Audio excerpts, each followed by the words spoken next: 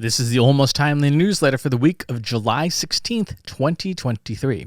Content authenticity statement: 95% of this newsletter was generated by me, the human. You will see some AI artwork in the newsletter portion, and I'll put it in the video too. What's on my mind this week? AI and jobs.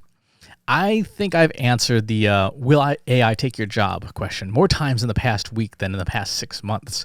Part of that was because I was on a bunch of podcasts, and part of that was the headlines, the news stories of the week. The Screen Actors Guild, the SAG-AFTRA, went on strike this week. One of the points of contention for SAG that they share with the Writers Guild of America, the WGA, is their concerns about whether AI will take their jobs. So let's have a nuanced discussion about the topic because it isn't as clear-cut as many folks would like it to be. I talked to one person who was steadfast that we should remain only positive about AI, and another person who believes it's going to be an existential threat to humanity. The truth is somewhere in between. AI, as it stands today in mid-2023, isn't going to be taking anyone's job in its entirety. There's an asterisk there, but we'll get to that in a second. Even the most sophisticated models and ensembles cannot do all the disparate parts of most jobs. AI is quite capable of doing specific tasks and doing those tasks well. Those capabilities increase every day. This week, Anthropic released the Claude 2 model, which is a huge leap forward for large language models. It has a 100,000 token context window. Okay, I should probably explain that part.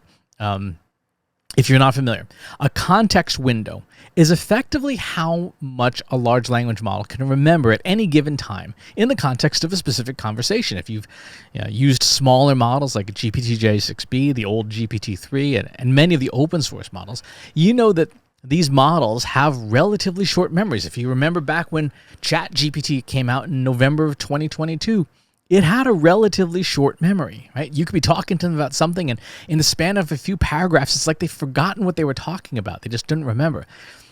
That's what the context window is. It's a working memory. Older models and today's open source models have context windows of about 2,000 tokens. Now, tokens, you'll hear this term a lot. Tokens are word fragments. On average, it's like 4 letters of a word. So some words, like the word on or the whole word is the token. Other words like the word token, like T-O-K-E is the first part of the word, the token, first token in that word.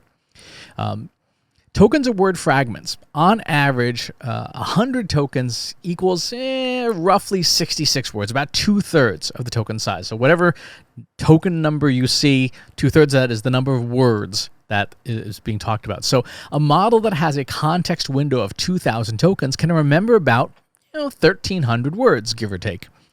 This means that with these models, if you get into a lengthy conversation that's more than a page of text, the model starts to lose its memory. Details you discussed previously, it will suddenly not know, and that can be really frustrating if you're working with documents longer than a page. Today's current models for OpenAI, the ones in ChatGPT, support context windows of about 16,000 tokens for the default model, which is GPT 3.5 Turbo, or up to 32,000 tokens for the GPT-4 model in the paid version of ChatGPT. Now, if you do the math, that means that ChatGPT and software based on its underlying models can handle about 10,000 words at a time for the default model and about 20,000 words for the paid version. Like that's a lot of text. That makes for more satisfying conversations, more capabilities, longer content creation, the works. Bigger context windows, all other things being equal, tend to be better. So when Anthropic released its GPT-4 competitor, Claude 2, with its 100,000 token context window, which is equal to about 66,000 words, that was a really big deal. You could feed it, you can feed it an entire book, right, as a prompt, or a fictional work, nonfiction. You could feed the entire thing as a prompt and tell the model to rewrite the entire book in the style of Ernest Hemingway or translate it into emoji or something like that, but it can do it in one shot. What does all this have to do with your job? The bigger and more capable models get, the more tasks they can handle. Every time we have a big leap forward in model capabilities, that opens the door for us to hand off more tasks to AI. Does your book draft need a sensitivity reader or a first pass editor? Feed it to a model with a suitably large context window and have it do the initial work. Do you want to rewrite a work of fiction that you wrote in one universe? Maybe you wrote a Star Trek fan fiction and you want to move it over to, I don't know, the Star Wars universe. The largest models can handle that task. Do you want to write thousands of lines of code? Also doable. In fact, ChatGPT and the GPT-4 code interpreter, which I wrote about earlier this week, can do that, and it is absolutely mind-melting how good it is at that task. I've got a link in the newsletter if you want to see what I wrote earlier this week and the example I used, because I ran through it and I was like, wow, that's impressive. A little scary, but impressive. What we, and by we I mean AI practitioners, have been saying for quite some time now is that AI isn't going to take your job, but a person skilled with AI will take the job of a person who's not skilled with AI. That is sort of true. Again, there's some nuance. Even the whole AI won't take your job. There is some nuance there. Right? There are some jobs, some content creation jobs where AI will take that job if it's valuable enough to do so. This week, SAG-AFTRA reported in their negotiations with the Alliance of Motion Picture and Television Producers, AMPTP, allegedly included in their negotiating points this lovely paragraph. This groundbreaking AI proposal proposed that background performers, extras, should be able to be scanned, get 1 day's pay, and their companies should own that scan, their image and their likeness, and should be able to use it for the rest of eternity on any project they want with no consent and no compensation. Right? That's what SAG-AFTRA said about this proposal. Now, no one seems to be able to produce the actual document where this is written. This is from one side of the negotiations. But the perspective alone is worth considering. Yes, with today's technology, it is possible to scan a person's likeness and reuse that person in perpetuity.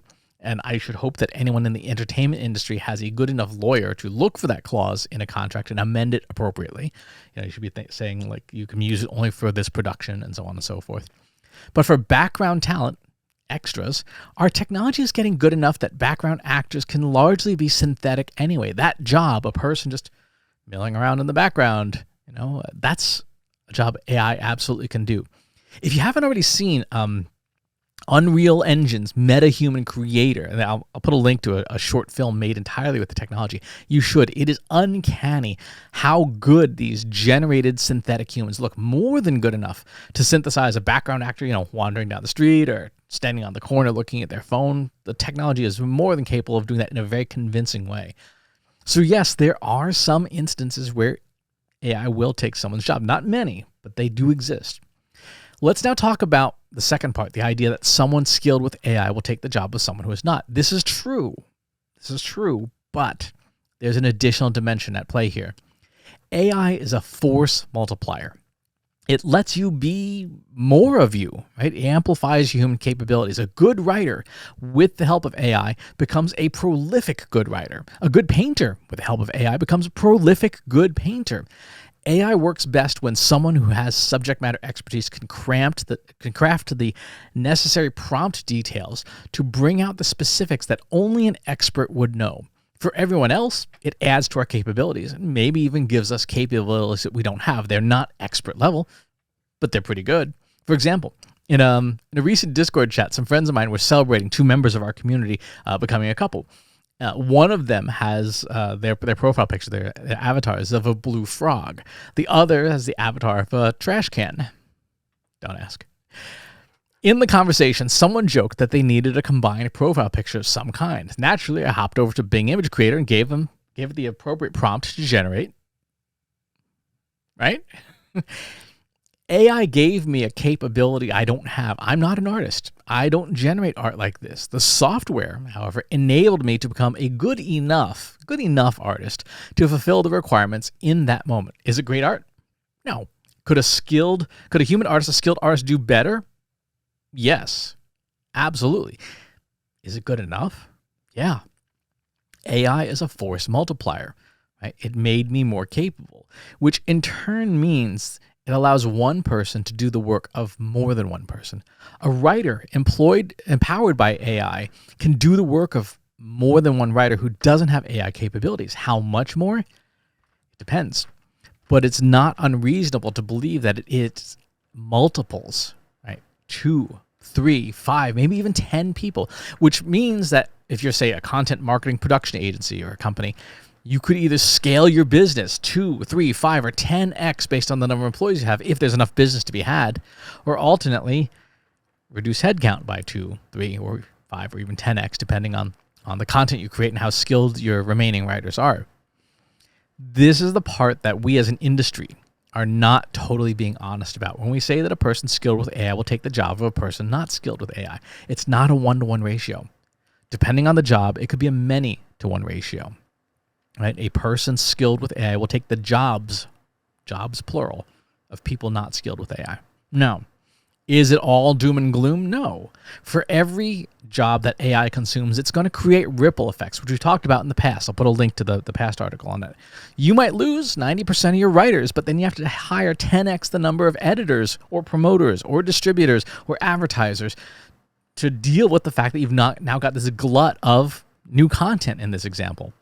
A massive change in efficiency in one part of your supply chain will have upstream and downstream effects on the rest of the supply chain, and you will have to compensate with more workers. But there will be impacts that are greater than the optimists are predicting, and lesser than the nihilists are predicting. So what? What's the antidote? What's the strategy? What's the play to keep you safe? It's what we've been saying all along. The person skilled with AI takes the jobs of people not skilled with AI, and you want to be that person. Right now, things are in flux. The market isn't settled yet. There isn't a calcified hegemony in place with permanent winners and losers. Yes, there are big tech companies that have advantages over little ones, but it's not fixed in place. That means there is still time for you to carve out your niche, right? As an AI-empowered worker, no matter what industry you're in. That window is closing, but you do still have time to skill up, to learn, to explore, and to become a leader in your space. The AMPTP may not hire background actors in the future, but they absolutely will hire someone skilled at Unreal Engine to build meta-human background talent for productions. Right? That's an example. You want to be that person. All right, what else happened this week? We've got the Google Analytics 4 course, so I was promoting that, of course. This week, I did a really fun live stream with Katie and with 2 of my Save Warrior Nun colleagues, Kelsey and Laura, about how data and analytics helped save Warrior Nun, help save the show. It was a lot of fun. I'll put a link to the episode. Go watch it. We talk about the ways we thought about data. We talked about the impact that data had, how it was used for content creation, how it defined our strategy. So go watch the video. I also started a new column this week, thanks to AI capabilities, called Borrowed Time, in which I'm showcasing and thanking the people who have had me on their shows. Be sure to check out those. I have one with Evan Christel and the one with Mike Stelzner from Social Media Examiner up on the website. And this coming Thursday on the Trust Insights live stream, I'll walk you through the process and the different tools I use to create these, because it's a lot of fun. It's pretty cool about how straightforward it is to make these tools work together, and how you can be using these tools and things to amplify the amount of content that you create. All right, what else we got going on? We have in jobs this week, content writer at Q4, director of content marketing at Q4, events manager at Meltwater, GM of creative operations at The Trade Desk. We have manager of go-to-market strategy at OpenGov, marketing manager of the UK and Ireland at Workato, marketing specialist at Workato, marketing operations manager at Meltwater, and recruitment at ADP. So lots of people hiring. Quick plug, of course, if you have not already seen it, the AI keynote talk that I do custom versions of it for companies. So if you were wanting to bring it inside your company and have it be customized for your industry, that is something that we do. Go check the link in the newsletter. What else is in the news from around the world? Meta proposing new industry principles on AI development. We also have the latest phase in the Elon versus Zuck fight and selling verification check. That whole thing is just a mess. Yeah. All right. We have VidCon, some notes from VidCon, some stuff on Black Hat SEO and things to avoid, which is always good. Also have this week, if you're familiar with Cameo, the the system where people hire well-known folks for short video clips. I'm participating in this thing called Thinkers One, created by my friend Mitch Joel. Thinkers One lets you connect with thinkers for short videos, essentially business cameos. I've got a whole slew of cameo-style topics and video clips. If you're interested in having those be part of like an event, or you just want me to yell at your boss, go check out my Thinkers One page.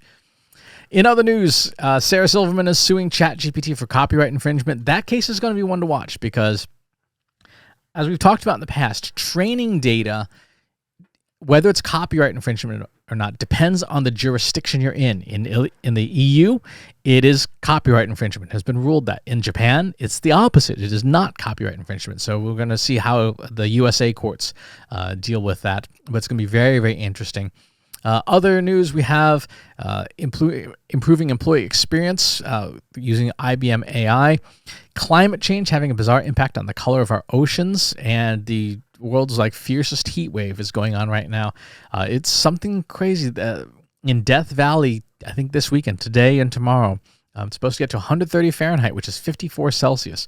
And generally speaking, 50 Celsius is the magic number. That's when you just will not survive being outside for extended periods of time. So if you are being impacted by these crazy swings in the climate, stay as safe as you can. Be careful.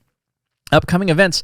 In a little bit more than a week, I'll be headed out to Cleveland for MACON, the Marketing AI Conference. I'll be doing the opening keynote on the first day. I'm super excited. Cassie Kozakov, the Chief Decision Scientist at Google, is the day 2 opening keynote. So there's going to be a lot of really cool stuff happening at that event. Followed that with ISBM and Content Marketing World in September, then Marketing Analytics and Data Science, then Content Jam in October, followed by Marketing Profs B2B Forum, also in October. So lots and lots of fun stuff coming up. That is the news for this week. Thank you for tuning in, for being here, and giving me some of your time. I appreciate it. I will talk to you next time. If you like this video, go ahead and hit that subscribe button.